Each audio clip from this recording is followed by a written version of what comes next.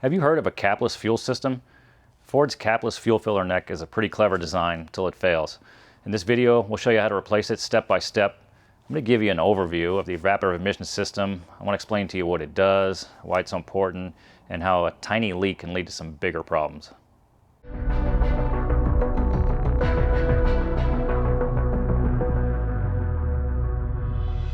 Hey everyone, welcome back to the OrtoTech Garage. My name is Keith. Today I've got this Ford Mustang in the shop. This client brought this car into us because he's got a check engine light on, and his real problem weren't any drivability issues. He just needed to get the light turned off so that he can pass our local emissions test here in Clark County, Nevada. So I went and made a video earlier about how to diagnose this problem. We went through some of the steps. We went through what diagnostic trouble codes are and what they mean, and we went through a diagnostic flow chart to kind of show you all the steps that we took to get to the result, the actual failure of this car. And we used a smoke machine to do that, and so we showed you all those steps, and we're going to put a link at the end of this video. You didn't get to watch that. You might want to go back and check it out after this one. It might give you a little bit of insight into how we got to this point. But today we're going to be replacing this fuel filler neck, and I did want to talk to you just for a minute about the emission system.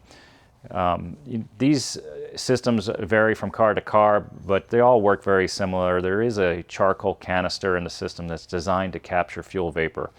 You know, for emissions reasons and for environmental reasons, we don't want this fuel vapor leaking out into the atmosphere all the time.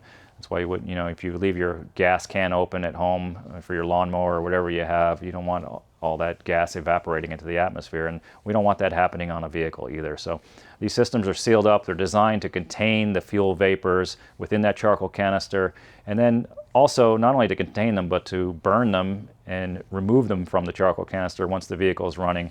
There are some specific conditions that need to happen for this thing to purge the charcoal canister. I don't want to get too in-depth in that, but just keep in mind these are here to protect the environment. On a side note, I really wanted to mention to you guys, it's important you don't overfill your fuel tank. When the nozzle stops, just quit putting fuel in it. It's possible you can push some fuel into the charcoal canister. It's not designed to hold fuel, only fuel vapor. So you don't want to ruin your charcoal canister. Some of these are pretty expensive. We need to gain access to this fuel filler neck through the wheel well over here. So we're going to be pulling the wheel off and removing the fender liner. Before I do that, I wanted to mention, make sure your fuel tank is low enough where the level's not going to spill out when you remove the top hose off the top of the fuel tank. So, you know, at least a 3/4 of a tank or less would probably be good. I think that's about what we've got in this vehicle. If your tank is full, you're going to have to drain some of this fuel out before you get started, or you're going to make a mess. I also want to mention it's always a good idea to disconnect the battery. So make sure your negative cable is disconnected. Let's get going.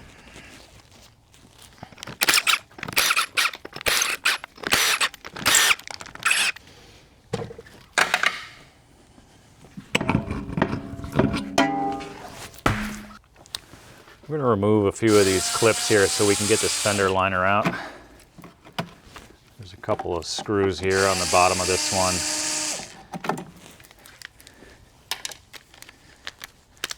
And around the perimeter there's some more fasteners. Hopefully we can get this completely out of the way and show you what's going on inside the wheel well.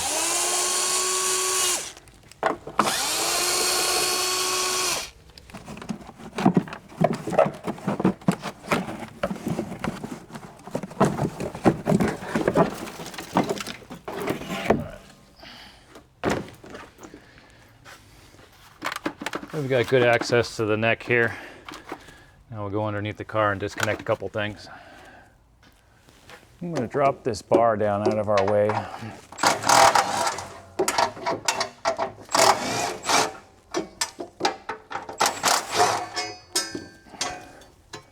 And loosen this up over here.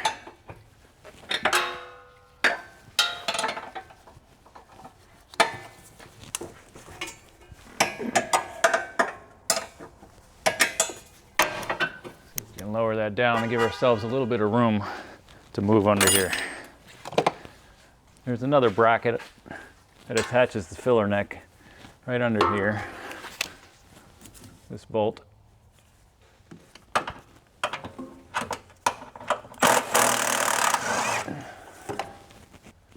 We're going to take this clamp off the top of the fuel tank as well.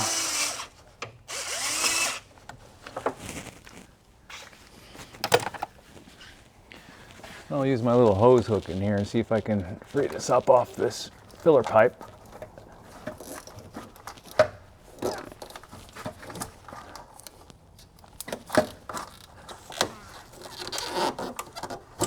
Okay, I'll save that for later. There's a quick connect we need to remove right here for the vapor line. We need to release this blue tab on here. Do it gently so you don't break it. And then we should be able to pull this hose off of the pipe. So guys, there's a little blue lock tab we just pulled out from the bottom. You should only have to pull it out part way. This one was a little sticky, it's been in it for a while. And then we've got a little button up here that you have to press. And by pushing at the top of this, it allows these two little fingers on either side to release. There's a little barb on the pipe it plugs into, so you need to push this down to release those and pull this off at the same time in order to get off the pipe.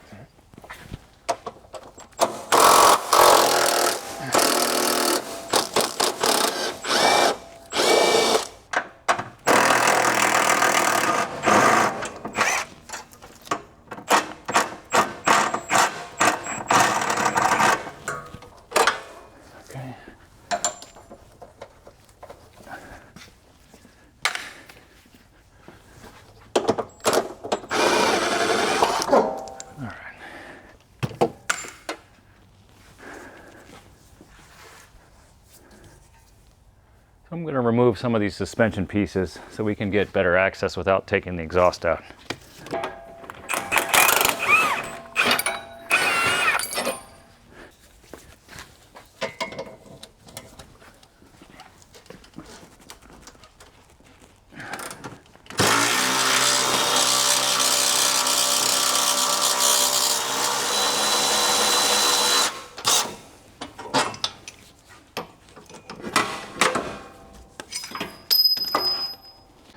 So we've got some of these suspension components dropped down to give us a little bit of clearance. You're supposed to be able to remove this pipe by twisting it about 90 degrees or so, and then pulling it out through the hole in the unibody here, basically in the little frame rail portion of it.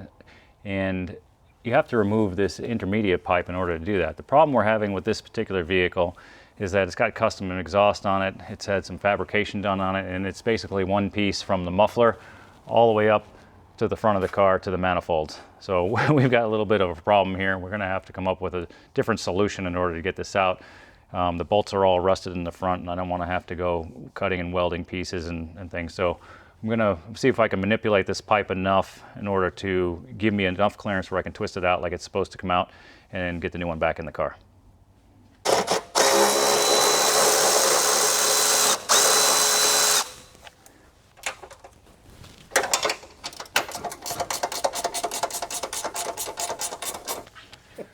All right guys, I've decided to try to remove this left side muffler in the hopes of giving us a little bit of extra room here.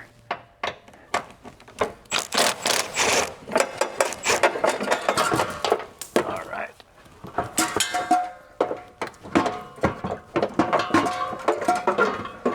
I'm just gonna hang that down out of the way. Okay, so with the exhaust intermediate pipe removed, this should just twist about 90 degrees to clear the fender to give us enough room to come out. And you can see how it goes through this little hole, which is kind of annoying. If you can see this hole, this is where it has to thread through. Now keep in mind I took the hose off the new piece and we're going to do the other one the same way. It's going to go back in the hole, it's going to have to twist around and then turn 90 degrees. So as you can see, I've done a little bit more work than I probably should have had to do, but I removed that left side muffler here to give us just a little bit of room to work in and around that area since I can't get the intermediate pipe out now that it's, somebody's modified it. So I took this pipe out and just wanted to show you, I removed the hose there and just kind of left it on the tank for now. We're gonna remove this off the new piece as well, and then we'll thread it back in the way we took it out, and then we'll replace the hose afterwards. All right, we're gonna try to put this back in here, similar to the way we took it out. And I can see already that I'm probably gonna need to bend this pipe a little bit in order to get this back in the car with this exhaust in the way.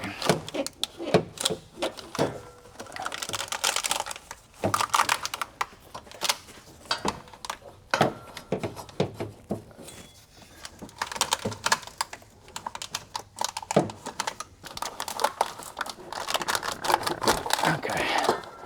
Alrighty. All right, so we've been able just to put a slight bend in that new pipe right at the 90 part of it to give us enough clearance to get around this exhaust system back in the car. We're going to try to straighten a little bit once we've got it bolted in place. This way everything fits back nice the way it belongs.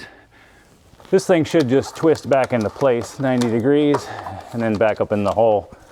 All right, now that I've got this manipulated, I put another little bend back in this pipe. Just this way it comes back where it belongs. And then I got to slip this bracket on. We'll squeeze this down, and then we can bolt this back in place. I like to put a little WD-40 on these O-rings on the inside. This should slide back into place and clip in. There it is. Put this back in the bracket underneath. And you want to make sure this thing is locked in all the way. Give it a push. As long as it's locked in, your tabs are back around the barb, we can reinstall our retaining clip. This is like the lock clip. Should lock back into place like that. Okay, make sure your lock clip's reinstalled. This way this can't come back off. Next, I want to pry this hose off. Be careful not to break the plastic at the top of the tank. And we'll install the new hose. Let me wipe that down. I'll wipe this off just a little bit. We'll install the new hose on here.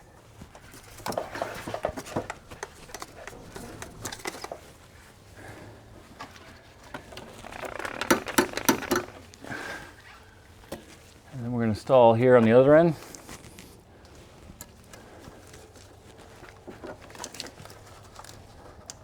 Make sure that pushes all the way in place.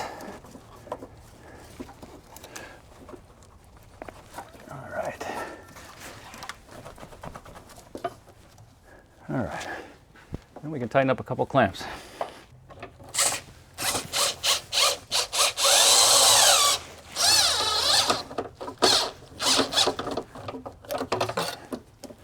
This one.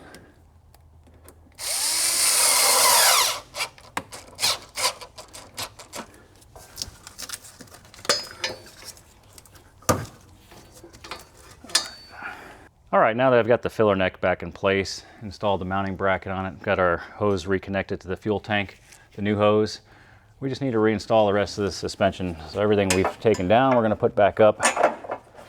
And I know Ford recommends replacing these bolts. So if you're going to do this job at home, you may opt for some new ones.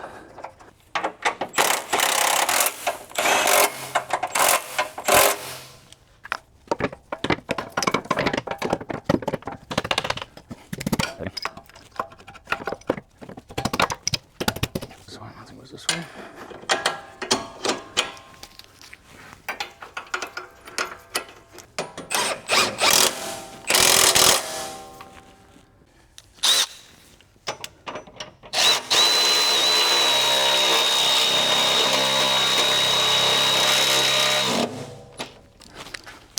Go ahead and make sure this is tightened up.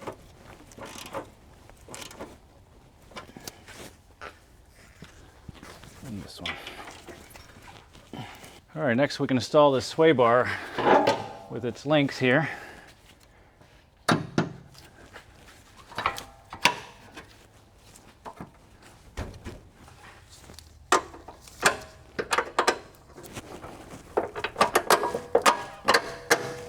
So this is just a little bit tight to get in, so we're going to use a little assistance of a stand underneath here just to push this up in place and hold it while we get the bolt in.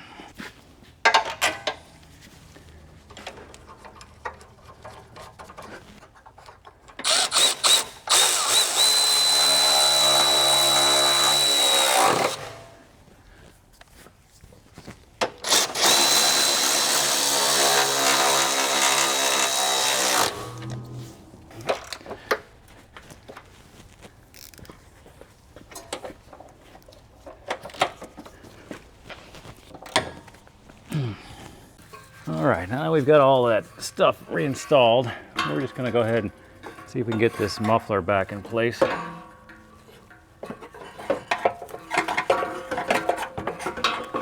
I'm trying to put this all in one piece to save a little bit of trouble. If you had to, you could release it from the rubber hangers. I figure I've fought with this car enough, I'm just gonna keep fighting.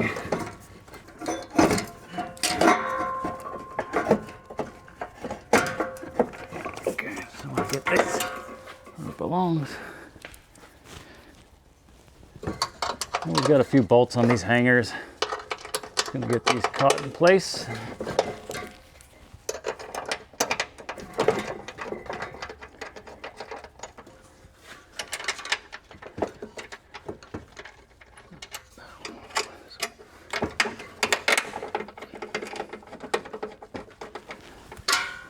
Okay. I think this was the last one.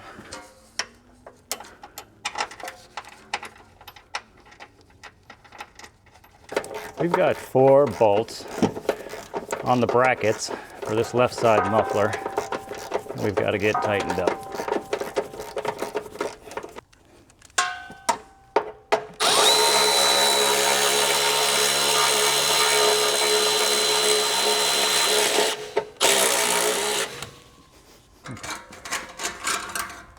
I'm going to fit this clamp in place and tighten it up.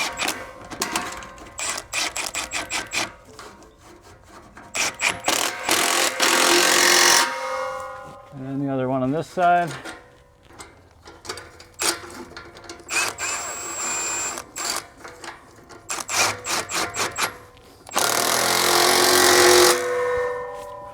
Getting down to the wire here, we're going to put this fender liner back in, and then we'll get the wheel back on. And we're just about at the end here. We've got 5 of these that run through the perimeter here. And then 2 more that look different to go on the inside. I'll tighten these very tight. I see like this one, sometimes they just push in on their own. Just run them in and hold the liner in place. All right, last thing I need to do is put this high performance wheel back on here.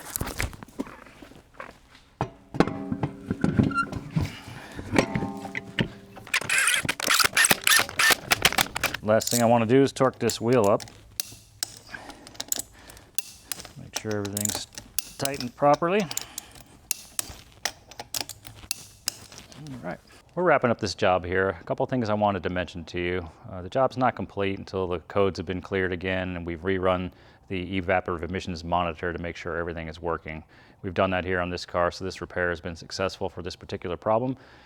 And I also wanted to mention, you saw in this video that you get underneath the car sometimes, or you're working on a car that's modified like this, and you're going to run into certain problems, right? This one, it was something in particular was even more difficult because the exhaust was all welded together and we couldn't take out the intermediate pipe like you're supposed to, and which made us had to kind of adapt on the fly. A lot of the bolts were rusted in here and we didn't want to have to try to remove the entire exhaust system with broken bolts. It just would turn this job into double or triple the time. So, we see we kind of adapted on the fly a little here. We made it work, and sometimes that's what fixing cars is all about. You got to be able to adapt to some things, make some calls, and at the end of the day, just got to get the job done properly, and I think we've achieved that. Thanks for following along with us in this video. Don't forget to check out the diagnostic work we did to get to this point, and we're glad you guys are here joining us. Please don't forget to like and subscribe to the channel. It really helps us grow. We appreciate your support. We got another video coming for you right over here. We'll see you in the next one. Go ahead and check this one out right here. Go ahead and check this one out right here. Go ahead and check either one of these out right here. This way? Which way? Over there. Oh, you're pointing to me. Let's start it over again.